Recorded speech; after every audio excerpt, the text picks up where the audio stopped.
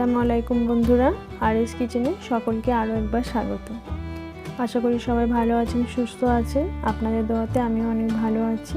যে রেসিপিটা নিয়ে এসেছি চিকেন আলু কারি, আর এই রেসিপিটা আপনারা পুরোটা দেখবেন, আর ভালো লাগলে অবশ্যই আমার চ্যানেলটিকে একটা সাবস্ক্রাইব করবেন।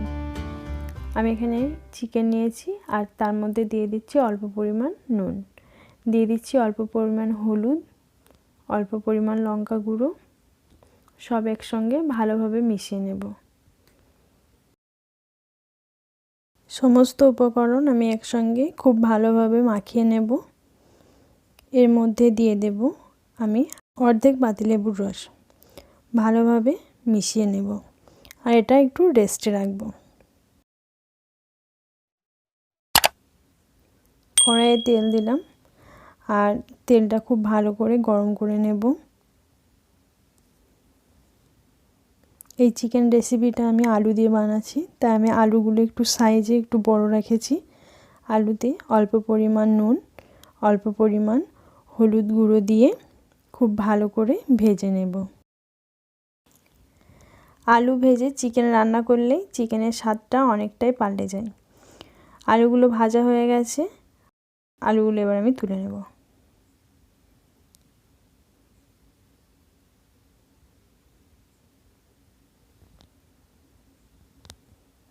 আলু ভাজা তেলের মধ্যে আরও অল্প পরিমাণ তেল আমি দিয়ে দিলাম।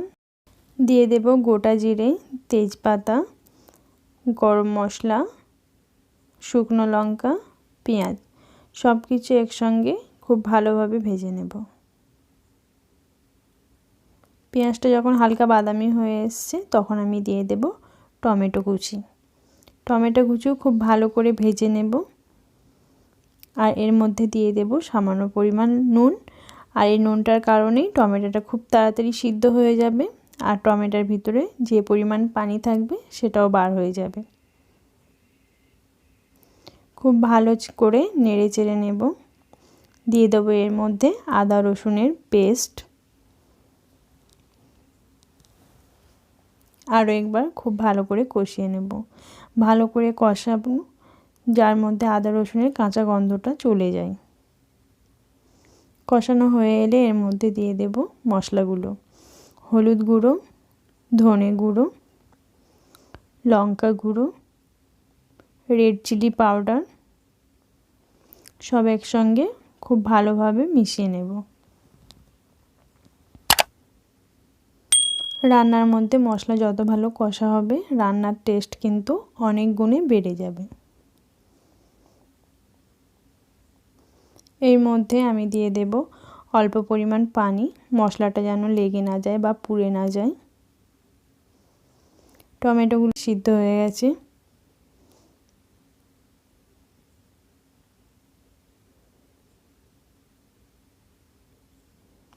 এর মধ্যে আমি আগে থেকে ম্যারিনেট করা চিকেনগুলো দিয়ে দেব। অনেক সময় রান্না হয় কিন্তু চিকেনের মধ্যে ঠিক ভালোভাবে মশলাগুলো ঢোকে না, আর তার কারণেই আমি এই ম্যারিনেটটা করে রেখেছিলাম। ভালো করে মশলার সঙ্গে একসঙ্গে মিশিয়ে চিকেনটা খুব ভালো করে কষিয়ে নেব।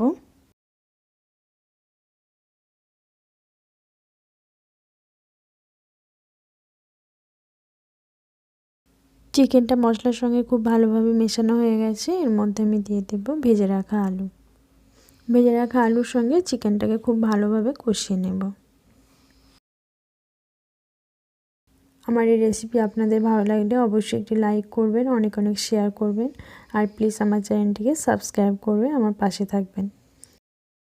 সামান্য পরিমাণ পানি দিলাম, আর এই পানি দিয়ে আমি 10 মিনিটের জন্য ঢাকা দিয়ে রাখবো। চিকেনের ভিতর থেকে অনেকটাই পানি বার হয়েছে, আর এই পানিটা দিয়েই আমি চিকেনটাকে আরও 5 মিনিটের জন্য কষিয়ে নেব।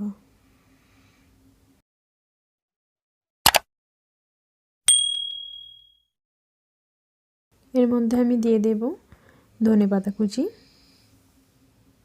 দিয়ে দিলাম ভাজা জিরে গুঁড়ো। আরও একবার ভালোভাবে কষিয়ে নেব। যে কোনো রান্নায়, তাতে চিকেন হোক, মাংস হোক কিংবা সবজি হোক, যত ভালোভাবে কষাবেন রান্নার স্বাদ কিন্তু ততই বেশি হবে। দিয়ে দিচ্ছি সামান্য পরিমাণ গরম মশলা গুঁড়ো। ভালোভাবে মেশানো হয়ে গেলে এর মধ্যে আমি পরিমাণ মতো পানি দিয়ে নেব।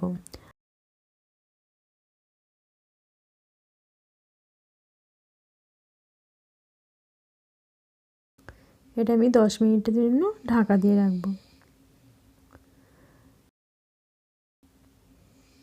এর মধ্যে দিয়ে দেব মিট মশলা গুঁড়ো, কাসুরি মেথি অল্প পরিমাণ,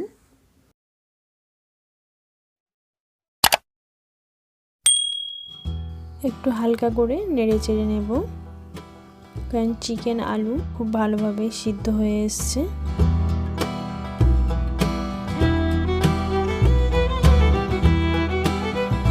ভালোভাবে নেড়ে চেড়ে 2 মিনিটের জন্য ঢাকা দিয়ে রাখবো।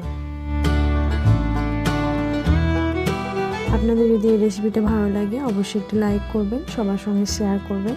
আর আমার চ্যানেলে যদি আপনি নতুন হয়ে থাকেন প্লিজ একটা সাবস্ক্রাইব করে আমার পাশে থাকবেন। আর পাশে থাকা অল নোটিফিকেশন অন করবেন, আমার চ্যানেলের সমস্ত ভিডিওর আপডেট আপনার কাছে পৌঁছে যাবে।